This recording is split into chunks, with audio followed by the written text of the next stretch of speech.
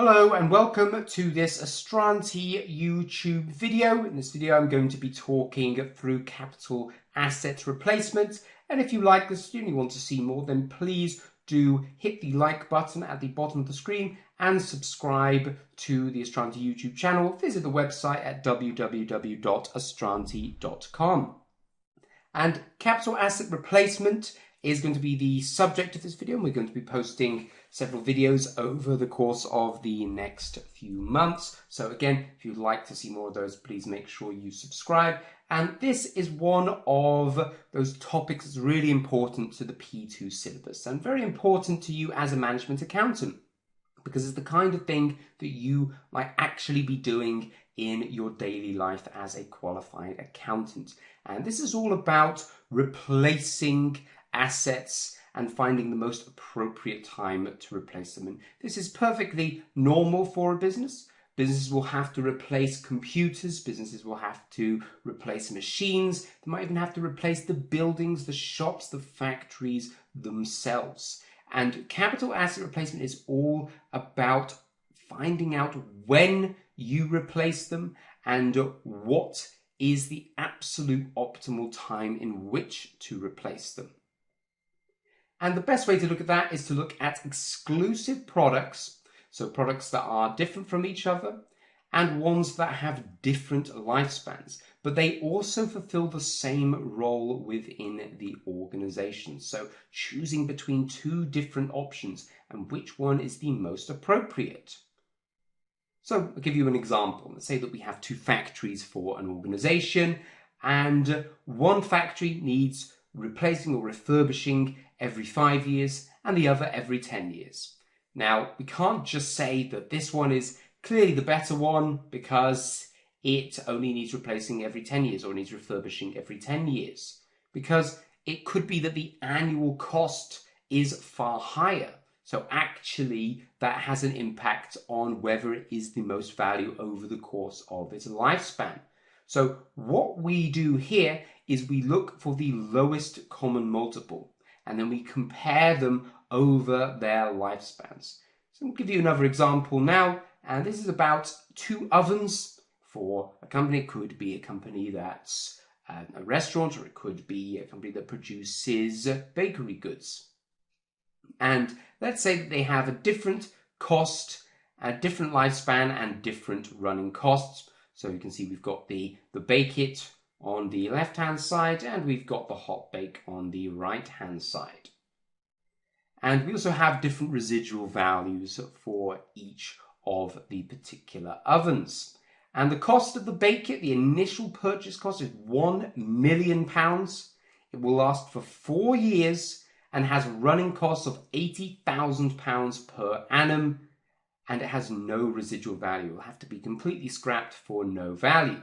Then turning to the hot bake, this one only costs £600,000. So we're making a £400,000 saving on the initial purchase price. So again, looks initially like the hot bake is the cheaper one. But this time it only lasts for 3 years, and it actually has running costs of £120,000 per annum. And like the bake it has no residual value.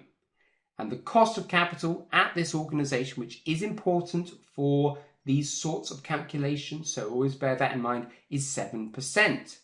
But we can't initially just compare them right off the bat because they have different values. They've got different costs. They've got different lives, different running costs as well. So we have to compare them side by side using the lowest common multiple. So what is the lowest common multiple between 4 years and 3 years?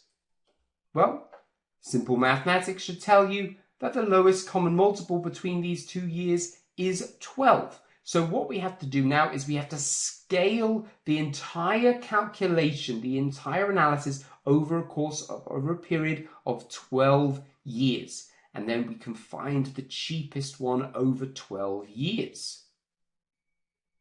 So let's compare them side by side now. We've got our years running from 0 to 12.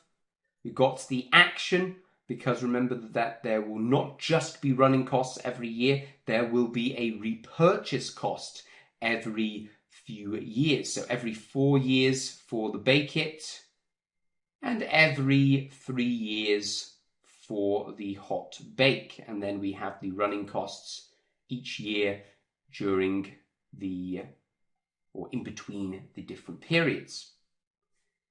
So we have to then put in our cash flows. We've got our £1 million purchase price every 4 years and 600,000 every 3 years for the hot bake oven. And we fill in our annual running costs. Of course, remember that this is a calculation that requires the use of discount factors, so we need to look at the cost of capital for 7% to determine the appropriate discount factor. So let's take a look at the discount factors now. We've got the periods here from 1 to 12, and we've got the discount factors at 7% for each of these. So for example, in year 1, there will be a discount factor of 0.935 applied. In period 2, there will be a discount factor of 0.873 applied, and so on. So we can install those numbers into our calculation now, going right down to the 12th period, which is 0.44, as you can see on the bottom of your screen. We do that for both of the ovens. And now we can calculate the present value, the present cost of each action. So for example, with the the bake it, year 0, we've got cash flow of 1 million, and we've got a discount factor of 1 because it's year 0. So the present cost, the present value of that particular action is £1 million. Then for the first year, 80,000 in cash flow multiplied by the 0.935 discount factor provides a present value cost of £74,800. So repeat the process for each particular action, each particular cash flow and discount factor, and do that for both ovens. And now we've got the total costs over the 12 years. And now we can calculate the total cost to the organization over a 12-year period of choosing one particular oven over the other. And so we simply calculate this cost by adding together all these different costs here, as you can see denoted by the arrow on the right hand side of your screen. And that provides us with a total cost for the hot bake oven of £2,768,640, and for the bake it £2,980,360. So actually we can see here that the hot bake is the cheapest. So even though it's got far higher running costs per year and lasts longer, over the course of 12 periods, it will be cheaper than using the bake it oven. This is the kind of decision that you as a management accountant will have to make. But there are some problems with this type of analysis. And one of them is that it doesn't account for tax and inflation. Perhaps we're getting tax discounts on our asset purchases, and that will of course lead to a higher nominal tax deduction for the more expensive oven. It doesn't take into account inflation either. We're assuming that money is going to be worth the same in 12 years' time as it is now, which of course it isn't. It also assumes like-for-like replacements, that we will always replace that hot bake with another version of that hot bake in 3 years' time, and the cost is going to be identical. There's not going to be any variations. They're not going to improve the hot bake oven over the course of 3 years. The suppliers aren't going to improve it, which again is unlikely. They're more than likely going to have to do adjustments and improvements on the oven at the manufacturer over that course of 12 years. It also assumes the expected life. It assumes that it will always last for 3 years, always last for 4 years, whatever it may be. Whereas in real life, there are chances that something will still be working pretty well, so we'll just use it for another year, or that something breaks down within a year when it was supposed to last 3, 4, 5 years. So again, it assumes that expected life will always be fulfilled.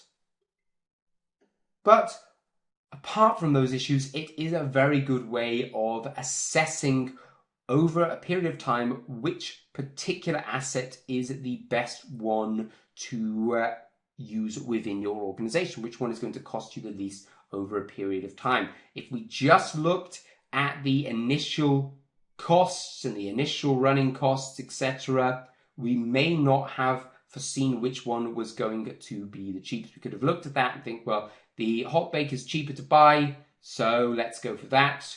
But then someone else might say, well, the bake it costs less on a yearly basis and it lasts for longer, so let's go for that. But it's only by looking at each oven over a period of 12 years using this lowest common multiple will be able to identify that the hot bake oven is definitely the cheapest over an equal period of time. So thank you very much for watching this video. I hope you have enjoyed it. I hope you have found it useful. If you would like to see more of these sorts of topics videos, again, this is very important for those of you, particularly those of you studying P2 and the management case study exam, but it is also important for everyone because this is the kind of thing that you will be doing as a management accountant.